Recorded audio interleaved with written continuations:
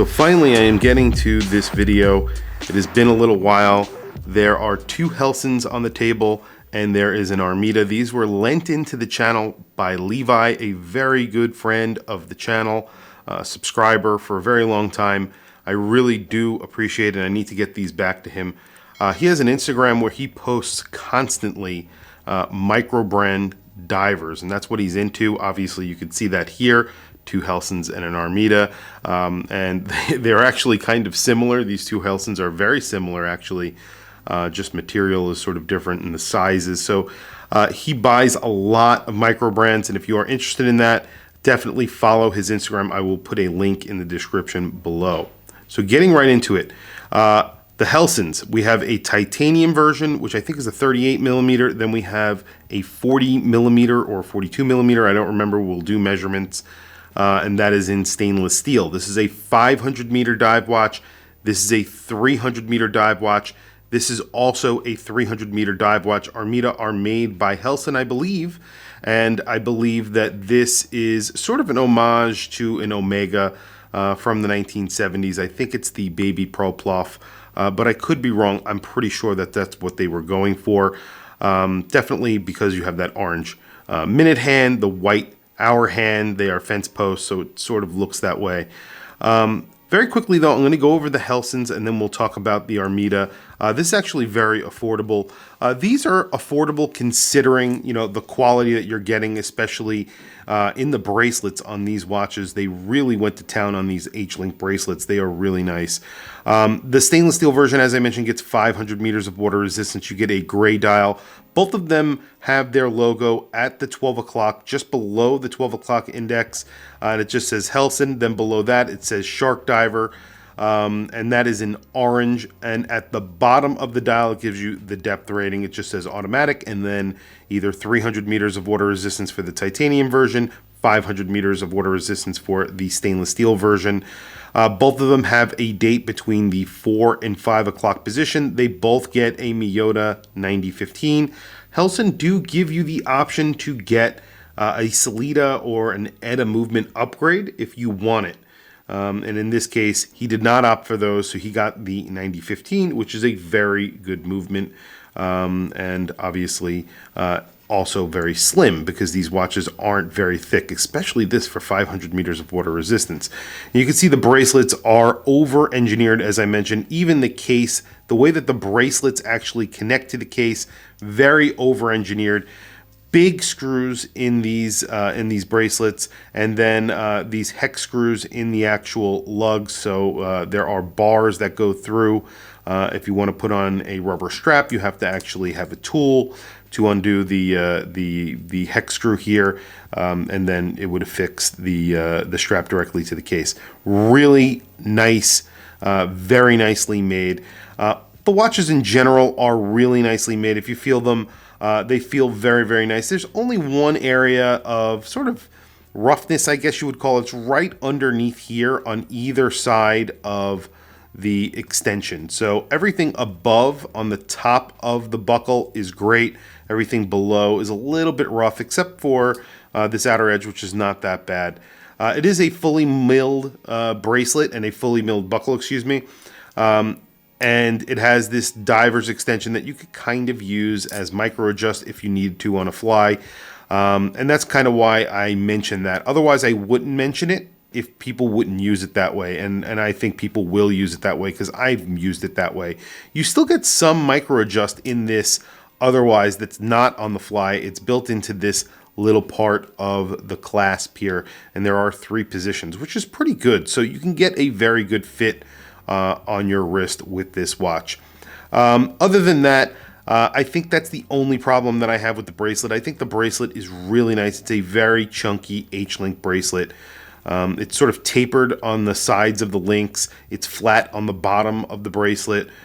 Just really well made. Big sign crown, very, very grippy. A very grippy bezel on this.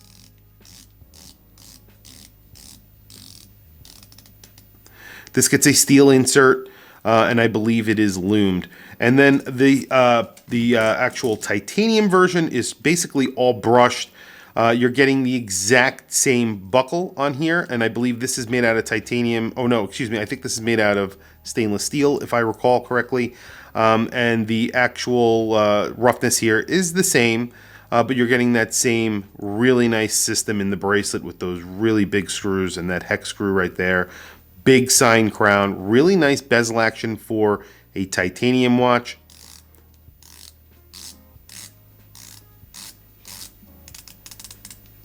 Actually really nice. And I believe that they say the dials have raised indices. Really, they look like they are painted on, but I think they liberally apply them with loom, so it's almost like they are raised. Now, I believe this sells for $6 and change. I think it's like $6.49, and the stainless steel version sells for actually less. I think it's like $5.99. Let me do really quick measurements on these. At the bezel on the stainless steel version, it is, so it's 40 millimeters, excuse me. It's not 42. I thought it was 42. So it is 40 millimeters. And then the thickness is actually really good for a 500 meter dive watch. 12 millimeters thick. That's excellent. Of course, that 9015 does help with that. 7.3 millimeters on the crown. You have these big crown guards, but it's very easy to grip. And then the lugs, you can see the lugs sort of turned down, kind of a slab-sided watch, but you know, it is pretty cool, and it's really nicely finished. The case itself is excellent. The finishing on here, very true lug to lug of 49 millimeters, 49.1. It's actually probably exactly the same on the bracelet because you do get female end links. So it's actually a little bit smaller than the actual lug. So very good. And then let's look at the titanium version. Now, I said this was 38 millimeters. I believe I was right. 38 millimeters spot on. 300 meters, and in titanium, it's actually basically the same thickness as the 500 meter dive watch, 300 meters anyway. And you do get a big crown on here, same size crown, so 7.3 millimeters. Female end links, again, really nice design on this bracelet, really nice design on the case. 45.8, and then at the actual bracelet, 45.7. So essentially the same. Really nice, just very, very nice watches. I really like this one a lot. $5.99, definitely a great price for the 40 millimeter. And then, like I said, a little bit more expensive for the titanium, but I do like the color of the titanium. I like the look of this watch. Just a beautiful watch. I'm going to do a Loom Shot at the end, and we will, when we wrap up the video, I'll also show you all three of these watches on my wrist. So last but not least, we have the Armida. This is a 42 millimeter watch. It gets an NH35. It's more affordable than the other two watches. It's also larger than the other two watches. It's a lot chunkier. It's 300 meters of water resistance. This one is in stainless steel. This is not the bracelet it actually came on. I believe this just comes on a rubber strap. That $369 price tag is for this on a rubber strap. It's called the A1, and it is a 300 meter dive watch that's sort of an homage to 1970s Omega Seamasters. If you are familiar with them, there are a few different references that this is probably borrowing from. So very quickly, measurements on this watch. So like I said, this is a 42 millimeter watch. It's basically spot on 42 millimeters depending on where you grab it. Lug to lug on here is very good because you have very short lugs on this watch. They are drilled, 46 millimeters, huge crown, very large crown, very long crown as well. Almost 8 millimeter crown, so 7.9 millimeters. You have a screwed in case back, screwed in crown on all of these watches, right? Because they are dive watches, so 15.2 millimeters. And all three of them get sapphire crystals as well. I didn't mention that, but all of them get sapphire crystals. So this also gets that raised indices. So I believe these are very heavily filled with loom as well. The bezel action on this watch is really good. And you also get a loom bezel on here. And it is really, really loomed. Fence post hands, orange minute hand, white hour hand, and then you have just that little rectangular pip on the white second hand. Armida right there below the 12 o'clock index, and then above the 6 o'clock you have 300 meters. That's all it says. And then of course the date in the same position, although this is an NH35, it's between the 4 and 5 o'clock position. That's really it. Let's listen to the bezel action.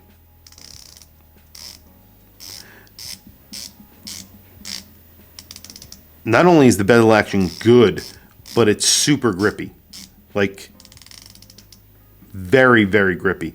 So this is not the bracelet that came on this watch. This is from an ocean crawler. This would have come on a rubber strap. However, I believe you can get this watch on a very similar bracelet as you can get the Helson on. So I believe you can get something very similar. It more than likely will have a very similar buckle to this, which is very similar to the buckle that's on the Helson. For one reason or another, I'm not sure if Ocean Crawler are affiliated with Helson, although this is pretty common. This is actually another type of very common micro brand buckle. Functional, just a little rough around some of the edges, that's all. Same deal on this one, it's a little bit rough. Anyway, really quickly, I'm going to throw them on my wrist, and then we're going to do a quick loom shot and then wrap up the video. I got to get these back to Levi. Don't forget to check out Levi's Instagram down below in the description. Really great guy, lent me these watches, and I really do appreciate it. So, very quickly, today I am wearing my Arterna. This is the Kontiki. It's called a Royal Kontiki, and it's a GMT. Not a true GMT, but it's an integrated bracelet DLC case. In-house movement on here. Very, very cool watch for a very good price. I paid $600, I think, for that. So very cool. So starting with the last watch, this is the Armida, 42 millimeters. It's a thicker watch on my 7.5 inch wrist. I think it wears really nicely. You can see it does. It's a very nice watch. Feels a lot more expensive than it is, $369. I think this looks and feels a little bit more expensive than that.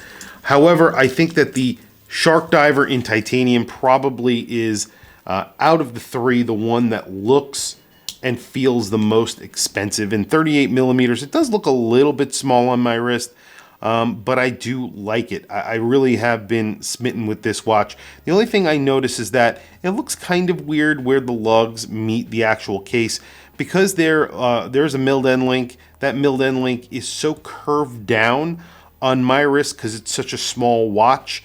It sits almost like the bracelet at the top here almost sits as if it's jutting straight out.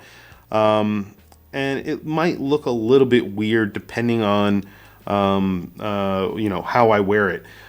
It may not affect everybody on everybody's wrist, but I do have that little sort of issue with the bracelet. Other than that, I think it looks good. And then last but not least, the stainless steel version. Now, this is a less of an issue on this watch because the Lug To Lug is bigger, so you can see it actually sits differently on my wrist here, and the bracelet actually goes straight down, so you don't really see that as much.